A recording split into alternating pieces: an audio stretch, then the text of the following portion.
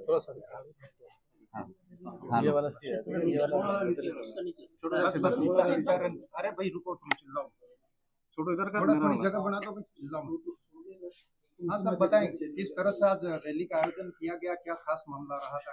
आज अनुसूचित क्षेत्र के अंदर जो आरक्षण को लेके विशेषकर मेन जो आज सभा और रैली का आयोजन था, रिजर्वेशन जो पॉलिसी है उसको लेके था, और जिस तरह से अनुसूचित क्षेत्र में संवैधानिक प्रावधानों को नजरअंदाज किया जा रहा है, इन सारे समस्त इशू को लेके हमारे 31 सूत्री मांगे थी। इन सारे मांगों को लेके हमने ज्ञापन रैली किया गया है। इसमें बड़ा जो मुद्दा था रिजर्वेशन पे था। रिजर्वेशन पे एक सबसे बड़ी समस्या ये आ रही है कि हमारे रिजर्व कैटेगरी एसटी हो या एससी हो या ओबीसी हो, जो भी हो, लेकिन अनुसूचित क्षेत्र का रिजर्वेशन पॉलिसी अलग तरह की बनी हुई है। संवैधानिक अनुच्छेद 244(1) 5वीं अनुसूची के तहत सारा आइडेंटिफाई किया गया है कि शेड्यूल एरिया में रिजर्वेशन पॉलिसी किस तरह से रहेगी। अब सुप्रीम कोर्ट का एक जजमेंट आया है, उसमें कैटेगरी वाइज मतलब कोटे में कोटा का जो आया है, और उसको लेके पूरे देश के अंदर माहौल बना हुआ है। अलग अलग तर्क निकाले जा रहे हैं। कुछ लोग सत्ताधारी लोग, मैं एज ए पार्लियामेंट मेंबर हूं, और उसी दौरान प्रधानमंत्री जी ने स्वयं ने कह दिया कि इसको हम लागू नहीं कराएंगे। कुछ यहाँ पर अलग स्टेटों में, 2-3 स्टेटों में कुछ लागू किया गया। इसके अंदर क्रिमिनल का भी फैसला आया। तो एज ए प्रधानमंत्री जी ने भी क्रिमिनल के लहा का सारे जो सांसद मिलने गए थे उनको कहा कि हम लागू नहीं करेंगे। उधर कुछ और बोल रहे हैं, धरातल पे बीजेपी का कार्यकर्ता कुछ और बोल रहा है। धरातल पे जिस तरह से आज अनुसूचित क्षेत्र के अंदर जो लोग आरक्षण विरोधी जो नीतियां लाए, या जाने अनजाने में या उनके कोई पर्सनल इंटरेस्ट की वजह से जिस तरह से 2013 की अधिसूचना जारी की, शेड्यूल एरिया के अंदर एक शेड्यूल एरिया और नॉन शेड्यूल एरिया के प्रावधान अलग अलग हैं। इनको समझ में कई अधिकारियों को भी नहीं आ रहा है, कई जनप्रतिनिधियों को भी नहीं आ रहा है। तो शेड्यूल एरिया के अंदर राज्यपाल महोदय द्वारा 2013 के अंदर एक अधिसूचना जारी की गई। उसमें 45% एसटी, 5% एससी, उसको लेके हाईकोर्ट में बंधा गया और वो अधिसूचना निरस्त हो गई। 2016 में एज इट इज अधिसूचना वापस लागू की, और वही उस अधिसूचना को लेके भी हमने कई बार चैलेंज किया। तो अक्टूबर 2019 में एक नई अधिसूचना आई। उस अधिसूचना के आधार पे वर्तमान में भर्तियां हो रही है। 2013 की मेन अधिसूचना 2013 की है, लेकिन 2016 में इसको परिवर्तन किया। शब्दों में भावना वही है, उद्देश्य 2013 वाला ही है। 2019 में फिर चेंज किया, और यहाँ पर ये स्थिति बनी हुई है कि 45% एसटी को रिजर्वेशन, 5% एससी को, और 50% ओपन कैटेगरी कर रखा है इन लोगों ने। लेकिन ओपन कैटेगरी के अंदर पुलिस डिपार्टमेंट की बात करें हम, कि जो बंदा अगर जनरल मेरिट टॉप कर रहा है उसको भी रिजर्व कैटेगरी में डाला जा रहा है। मैंने सारा डाटा मेरे पास पड़ा है, गवर्नमेंट को लेटर लिखा है, और आज के ज्ञापन में भी हमने चीजें दी गई है। तो जो रिजर्व कैटेगरी का बंदा अनरिजर्व में जा रहा है, यहाँ पर 75% ट्राइबल इलाका है और ट्राइबल इलाके को 45%। इसमें एक सबसे बड़ी समस्या ये है कि जो 45% रिजर्व कैटेगरी से अनरिजर्व कैटेगरी से बाई चांस कोई बंदा लग भी गया है, तो उसको पदोन्नति में इसकी कैटेगरी जो गणना की जा रही है, उसकी गणना रिजर्व कैटेगरी में ही की जा रही है। तो ये सारा का सारा खेल 2013 की अधिसूचना, उस 2013 की अधिसूचना को लेकर मैंने कई बार कहा है कि ये आदिवासी बाहुल्य क्षेत्र के लिए काला कानून है। तो वही जो 2013 की अधिसूचना पास कराने वाले लोग आज नए सिरे से आरक्षण करके आरक्षण का मुद्दा बना के लोगों को गुमराह कर रहे हैं। सारे लोग एक पॉलिटिकली एजेंडा बना रखा है। बीच में आयोजन किया गया, बीजेपी के लोग एक पहली बार देख रहे, सत्ताधारी लोग रैली और आंदोलन कर रहे हैं। यार सत्ताधारी लोग कब करते हैं? हम पहली बार ये चीज देख रहे हैं।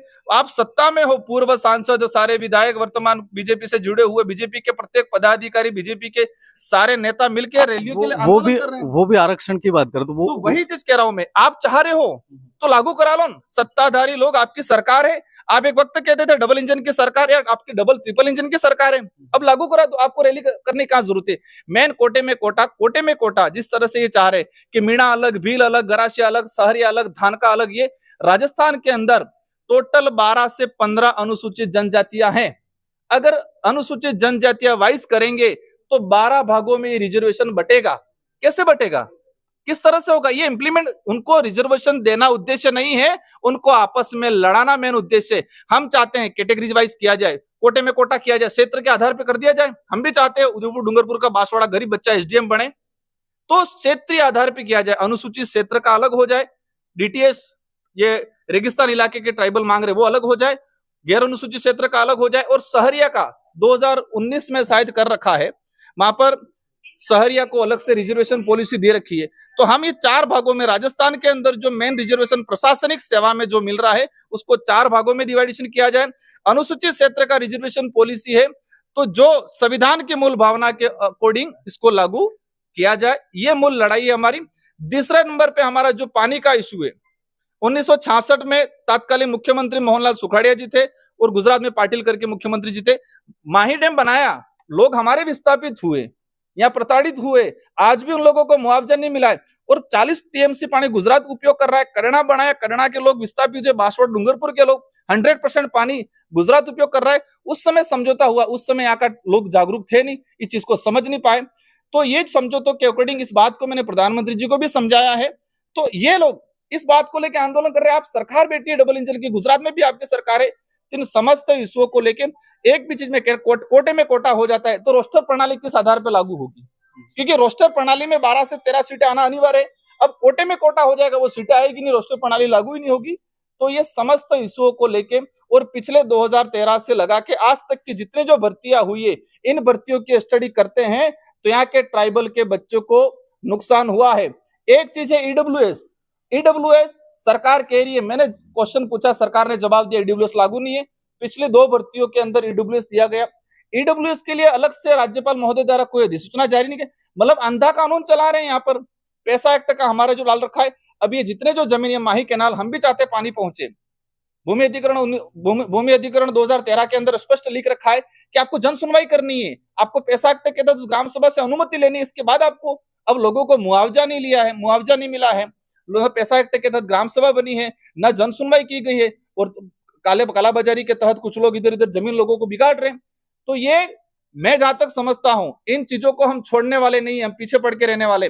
जो भी अधिकारी है, जो भी वो अगर कानून की अवहेलना, पैसा एक्ट सबके लिए लागू, पैसा एक्ट की अवहेलना करते हैं अधिकारी तो उनके खिलाफ भी कार्रवाई की जाएगी। बांसवाड़ा विधायक अर्जुन सिंह बामनिया भारत आदिवासी पार्टी को कहते हैं कि लंबी रेस का घोड़ा नहीं है, 5 साल में निपट जाएगा। अब जो घोड़ा दौड़ता है उसको भी पता है कि वो कितनी लंबी रेस का घोड़ा है, ठीक है। वो तो मैं क्या, जनता तय करती है कि किसको, राजनीतिक जो है एक लोकतांत्रिक दौड़ में किस घोड़े को कितना दौड़ाना है, वो तय, उसकी नीति, उसकी सोच, उसके विचार करते हैं और साथ में जनता का बहुमत तय करता है। तो वो जनता तय करेगी और हमारी नीति, हमारे विचार और हमारे उद्देश्य तय करेंगे। विधानसभा चुनाव में तो बहुत अच्छा गठबंधन रहा था सर, और विधानसभा ने लोकसभा में रहा था। लोकसभा में जो सिचुएशन जो बनी थी उस समय हम खुद मानते हैं कि कहीं न कहीं इंडिया अलायंस के कुछ लोगों का, 100% नहीं कह सकते, कुछ लोग ऐसे भी जो अंदर खाने बीजेपी को काम कर रहे थे, जिन लोगों का सहयोग रहा है उनका एहसान आज भी हम मानते हैं और उनकी जो भी बात होती है आज मेरे पास आते हैं, उनके काम में करता हूं।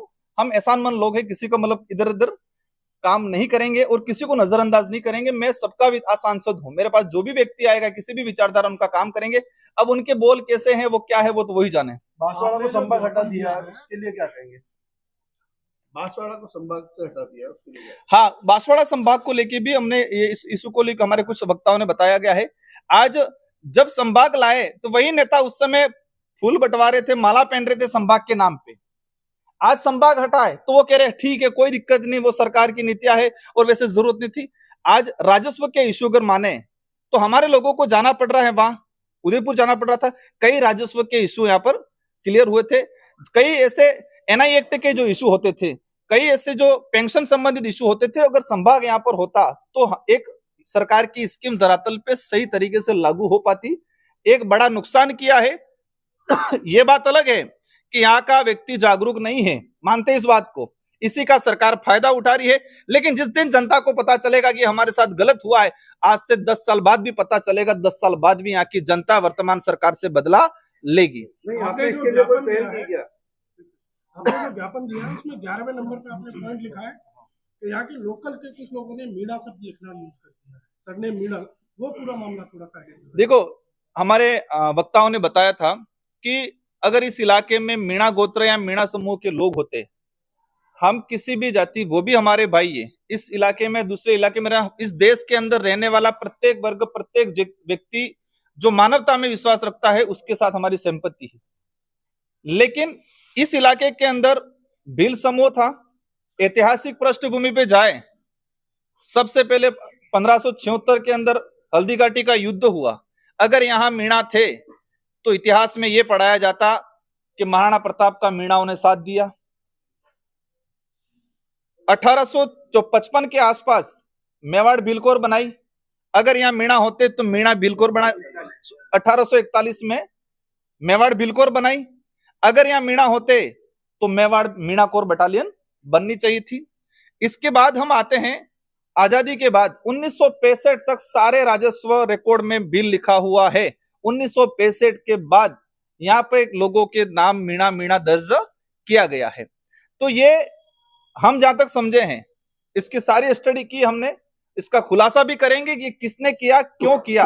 और आज जो कह रहे बीजेपी वाले, सबसे पहले आप ये काम करा लो, नहीं जाके जो गलतीवंश से जो भी हुआ है, जो बिल है उसका राजस्व रिकॉर्ड में मीणा है, उसकी जाति में मीणा है, उसको संशोधन करा लो। अब डिवाइडेशन करेंगे तो आप हमारा आसपुर का आदमी कहां जाएगा, बांसवाड़ा के कई मीणा लगा रखे वहां कहां जाएंगे। तो ये सबसे बड़ा ज्वलन मुद्दा है और इन इशुओं को लेकर हम लोग काम कर रहे हैं और इसकी सारी स्टडी भी की है। 1965 के बाद ये सारा खेल क्यों हुआ उसके पीछे भी हम लोग जा रहे हैं। Okay, thank you. छोटे छोटे हाँ सर।